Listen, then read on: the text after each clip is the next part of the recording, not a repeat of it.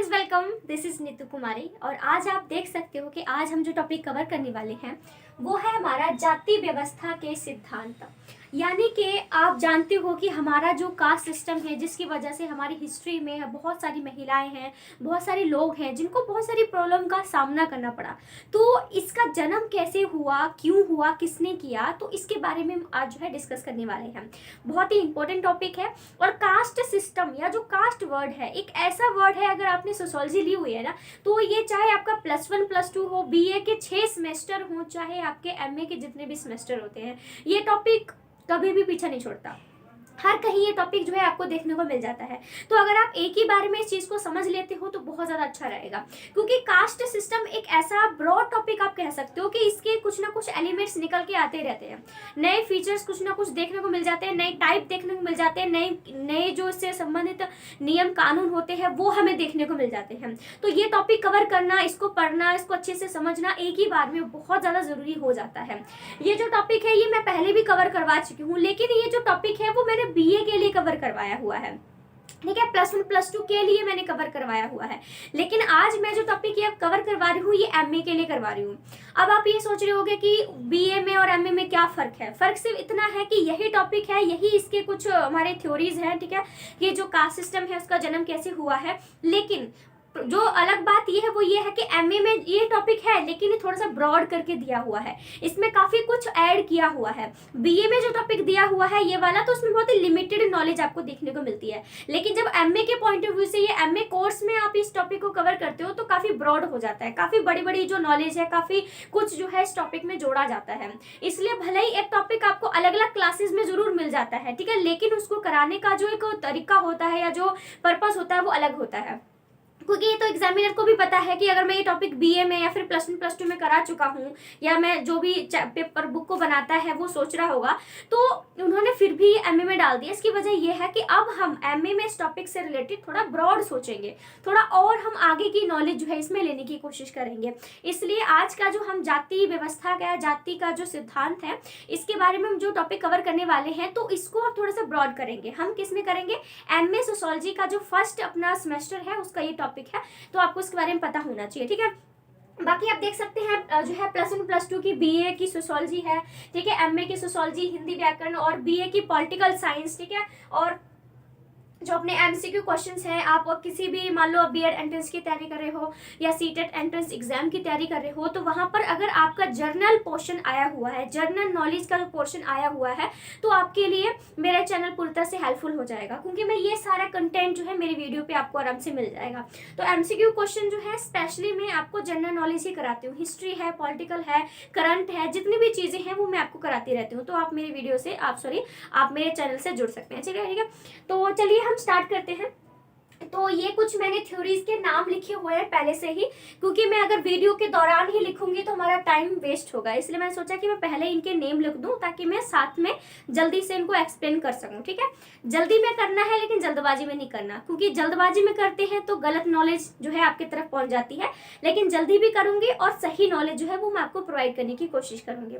मुझे कुछ स्टूडेंट्स ने कमेंट किया था यहीं पे कि मैं थोड़ा फास्ट बोलती हूँ, तो आज मैं थोड़ा सा ट्राई कर रही हूँ कि मैं थोड़ा सा स्लो बोलूँ, क्योंकि मेरी आदत ही ऐसी है कि मैं थोड़ा सा स्लो बोलती हूँ और मुझे पता नहीं लगता कि वो मेरे अकॉर्डिंग तो बिल्कुल सही है, क्योंकि मेरी आदत है फास्ट बोलने की, लेकिन जो सामने वाला सुनने वाला उसको लगता है कि मैं बहुत ज़्यादा फास्ट बोल रही हूँ। तो आज मैं थोड़ा सा कोशिश करूँगी कि आपके लेवल के हिसाब से चलूँ, थोड़ा सा स्लो जो है वो मैं बोलने की जो है आपके साथ कोशिश करूँगी, ठीक है। तो चलिए हम स्टार्ट करते हैं। तो सबसे पहले हम ये जान लेते हैं कि हम इसकी थ्योरी के बारे में बातचीत करेंगे, है ना, कि जो कास्ट सिस्टम है इसका जन्म कैसे हुआ और किसने किया, ठीक है। लेकिन इसको जानने से पहले मैं थोड़ा सा आपको बता देती हूँ कि कास्ट सिस्टम होता क्या है, यानी कि जो कास्ट वर्ड है, ये जाति वर्ड है, ये क्या चीज है, ठीक है। तो ये चलिए हम स्टार्ट करते हैं। तो ये जो जाति शब्द है ये हमारा प्राचीन समाज, हमारे जो भारत का हम हिस्ट्री की तरफ जब देखते हैं मुड़ के, तो उसमें बहुत ही इंपॉर्टेंट ये वर्ड माना जाता था। जो ब्राह्मण थे, पहले के जमाने के जो ब्राह्मण थे, उन्होंने जो पूरी सोसाइटी थी, पूरा समाज था, उसको 4 वर्गों में विभाजित कर दिया था, ठीक है।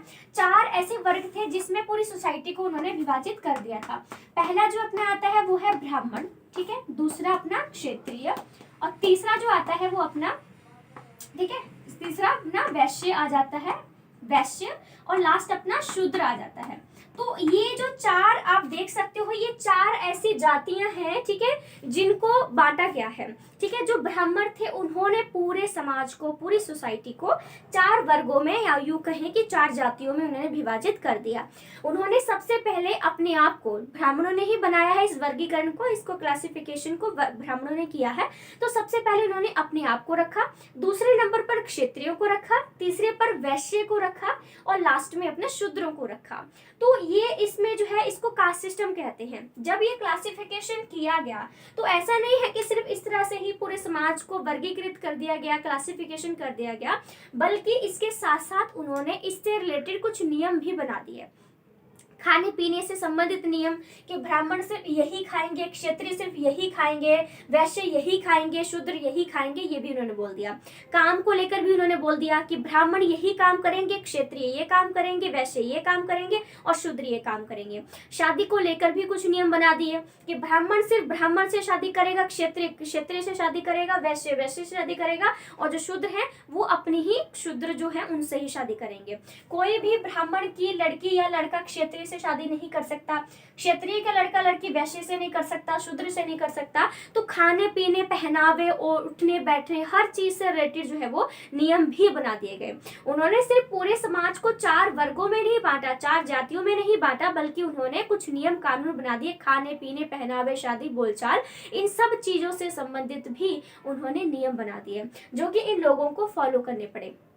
ब्राह्मणों ने बनाया, इट मीन्स क्या था, ब्राह्मणों ने खुद को तो सबसे पहले अपने आप को ऊपर रख लिया, लेकिन बाकी ये जो तीन वर्गीकरण नीचे के रह गए हैं, जो इस कैटेगरी में लोग आते हैं, वो अपनी जो पोजीशन है उससे बिल्कुल भी खुश नहीं थे, क्योंकि जो अपने शूद्र थे इनको बहुत ही गंदी सिचुएशन में रखा जाता था।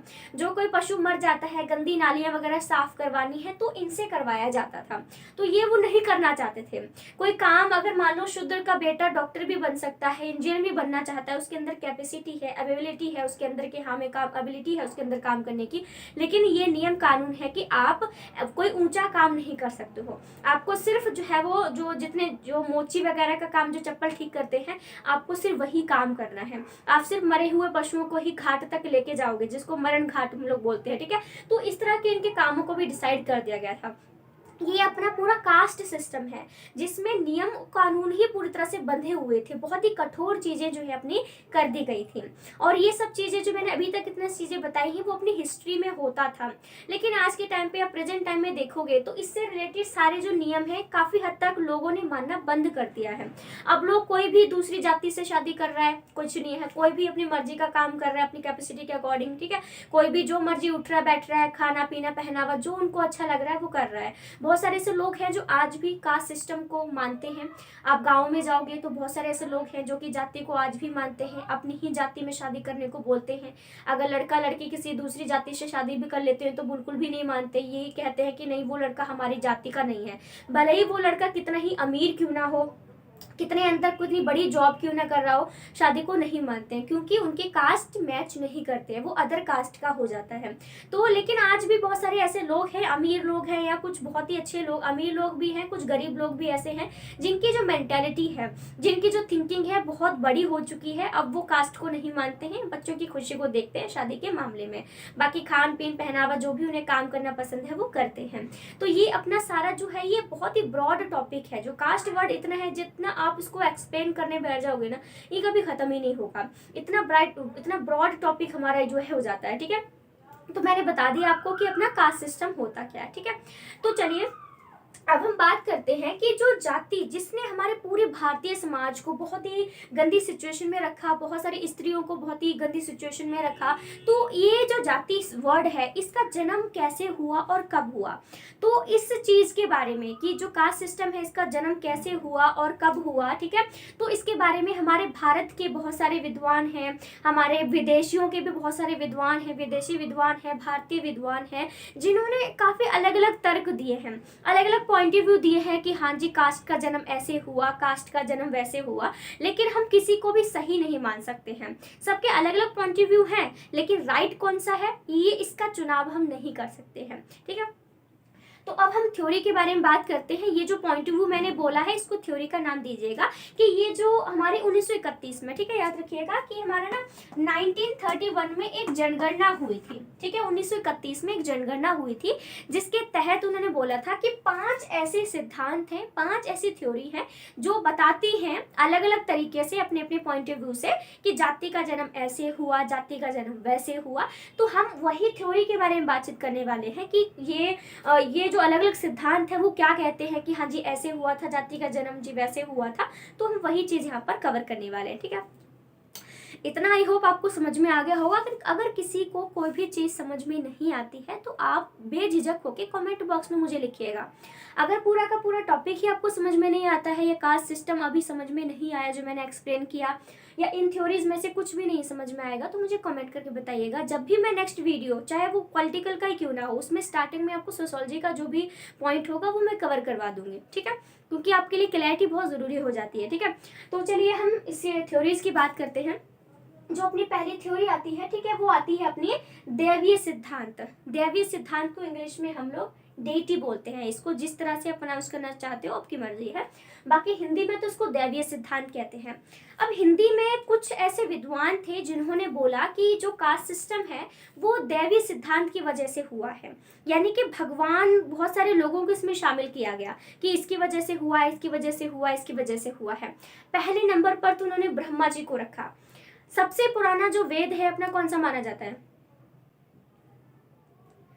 सबसे पुराना जो वेद हमारे भारत का माना जाता है वो ऋग्वेद माना जाता है, ठीक है। तो ऋग्वेद के जो पुरुष सूक्त है, ठीक है, पुरुष सूक्त की स्पेलिंग होती है पुरुष, जैसे आपको पुरुष तो लिखना ही आता होगा, तो ये पुरुष है, और सूक्त, ठीक है। तो ऋग्वेद के पुरुष सूक्त में कहा गया है कि जो हमारे महर्षि ब्राह्मण थे, सॉरी जो ब्रह्मा थे, जो महर्षि ब्रह्मा जो भगवान है, आपने भगवान ब्रह्मा को तो देखा ही होगा। तो ऐसा कहा जाता है कि ऋग्वेद के जो पुरुष सूक्त है उसमें लिखा गया है कि जो हमारे महर्षि ब्रह्मा थे उन्होंने अपने शरीर से जाति का जन्म दिया है। उन्होंने अपने सिर से ब्राह्मणों को जन्मा है, अपने बाजुओं से क्षत्रियों को जन्मा है, अपनी जांघों से उन्होंने वैश्य को जन्मा है, और अपने जो पैर है उससे उन्होंने शूद्रों को जन्मा है। इस तरह की थ्योरी जो है वो मानी जाती है। दूसरी बात इसमें आती है कि जो गीता, तो अपनी बहुत ही पवित्र एक पुस्तक है गीता, आपने सुना होगा। तो जो गीता है उसमें लिखा है कि भगवान श्री कृष्ण ने कहा था कि जो कास्ट सिस्टम में जो लोगों को कैटेगरी में बांटा गया है, किसी को ऊपर रखा है, किसी को नीचे रखा गया है, ठीक है, तो ये लोगों के कर्म की वजह से हुआ है, उनके काम की वजह से हुआ है, उनके गुण की वजह से हुआ है। ब्राह्मणों में कुछ अच्छे गुण पाए जाते थे तो उनको ब्राह्मण बना दिया। इन लोगों में कुछ गुण पाए जाते थे, बहुत ही सुडैल थे, बहुत ही लड़ने वाले थे, लोगों की रक्षा करते थे, तो इसलिए उनको क्षत्रिय बना दिया। कुछ लोग व्यापार करते थे, ठीक है, आयात निर्यात करते थे, तो उनको जो है वैश्य की कैटेगरी में रख दिया। और कुछ लोग गंदे काम करना, जैसे कि नालियां वगैरह साफ वगैरह करते थे, तो उनको जो है वो शूद्र कैटेगरी में रख दिया। ऐसा कहा जाता है बुक में। मैं अपने पॉइंट ऑफ व्यू कुछ नहीं दे रही हूँ, मैंने बुक से पढ़ा है तो वही आपको बताने की कोशिश कर रही हूँ, ठीक है। उसके बाद एक और चीज इसमें आती है, अब मनु आते हैं। मनु ने कौन सी पुस्तक लिखी है बताइए? क्योंकि देखिए आपको सिर्फ इस टॉपिक के बारे में नॉलेज तो मिल जाएगी, लेकिन कुछ छोटी छोटी चीजें हैं जो मैं हाईलाइट कर रही हूँ ताकि आप किसी भी एंट्रेंस में बैठो तो आपको याद रहे कि मैंने कुछ आपको बताया था। जो मनु है उन्होंने मनुस्मृति, ठीक है, उन्होंने क्या किया है, एक इनकी बुक है, मनु को ऐसे लिखते हैं, ठीक है, मनु है जिन्होंने मनुस्मृति, ठीक है, उन्होंने मनुस्मृति नामक एक पुस्तक लिखी थी जिसमें उन्होंने बोला कि प्रतिलोम विवाह करने से जाति व्यवस्था का जन्म हुआ है। प्रतिलोम विवाह में उन्होंने बोला कि प्रतिलोम विवाह में ऐसा होता है कि अगर कोई अमीर लड़की किसी गरीब लड़के से प्यार कर ले, या फिर कोई अमीर लड़का किसी गरीब लड़की से शादी कर ले, तो उसको प्रतिलोम विवाह कहते हैं।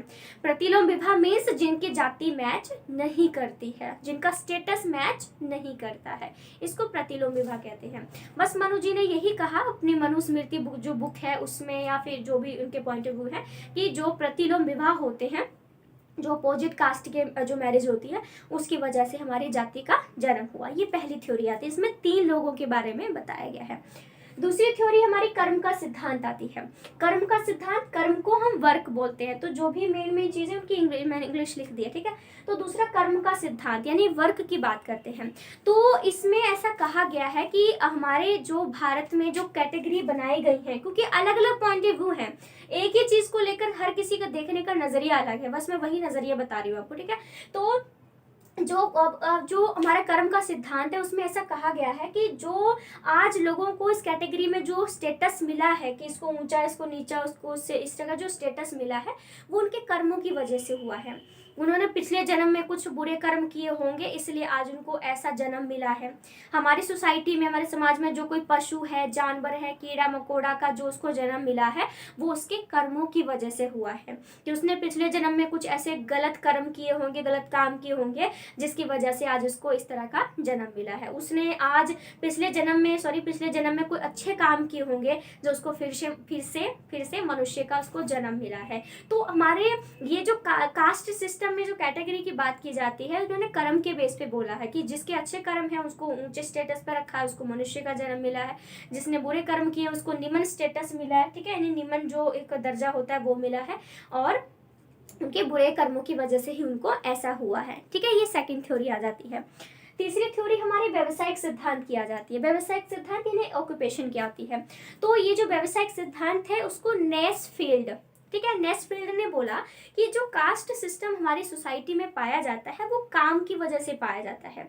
उन्होंने बोला कि जब हम प्राचीन इंडिया की बात करते हैं तो उन्होंने बोला कि उस टाइम पहले ना जो हम हवन वगैरह करते हैं ना, हवन वगैरह करते हैं, मंत्रों का जाप करते हैं, तो इससे संबंधित काम कोई भी नहीं करता था। लेकिन फिर धीरे धीरे करके कुछ लोगों ने इस काम को करना शुरू कर दिया।